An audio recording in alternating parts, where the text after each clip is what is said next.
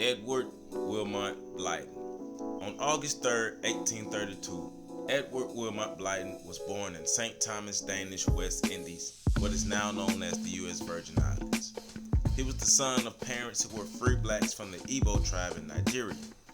As a studious young man, Blyden caught the attention of Reverend John P. Knox, who was an American pastor for the St. Thomas Protestant Dutch Reformed Church. Knox became the mentor of Blyden and encouraged him to polish his oral and writing skills. Impressed by Knox, Blyden chose to follow in his footsteps and become a minister.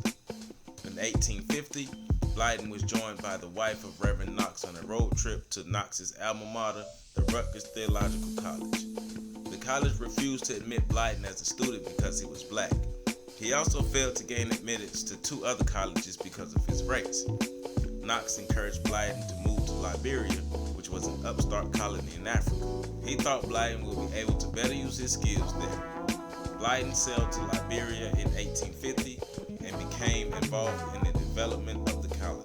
Blyden was the editor of the Liberia Herald and also wrote his column, A Voice from Bleeding Africa, from 1855 to 1856. He edited for newspapers in Nigeria as well as Sierra Leone. Later, he edited The Negro and the African World.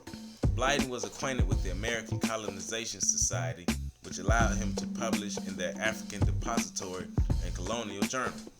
In 1861, Blyden became a professor at Liberia College teaching Greek and Latin.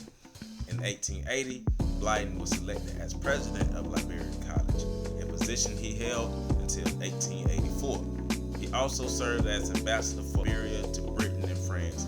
He also traveled to the U.S. to speak to blacks about what he was doing for Liberia. During his speeches in the U.S., Blyden was offering freedom by way of returning to Africa.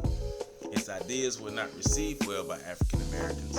Blyden used Ethiopianism, which was inspired by the Zionist movement, built on the belief that if African people returned to Africa, our conditions would improve. He would later incorporate the concept of Islam into his ideology, stating that it was a more proper religion for African Americans and Americo-Liberians. Because of his heavy involvement in the development of Liberia, Blyden was named the Liberian Secretary of State in 1862 and Minister of Interior in 1880. He ran for president in 1885 but lost the race. Blyden became the director of the education of Muslims in Freetown, Sierra Leone from 1901 to 1906. He encouraged as many Africans as possible to choose Islam during this time. Blyden married Sarah Yates while living in Liberia. They had 3 children while they were together. He would later meet and engage in a relationship with Anna Erskine, and they would have 5 children together. Blyden became known as the Father of Pan-Africanism because of his work in Liberia and Sierra Leone and his writings. His best known piece of writing is titled Christianity, Islam, and the Negro Race, which he wrote in 1887. This piece helped to promote his ideas of Islam as a better religion for African people. He believed that Christianity had a debilitating effect on the psyche of African people. His book causes stir in Britain because of Blyden's race and his content. Edward Blyden died on February 7, 1912 in Freetown, Sierra Leone, and was buried at the Race Course Cemetery.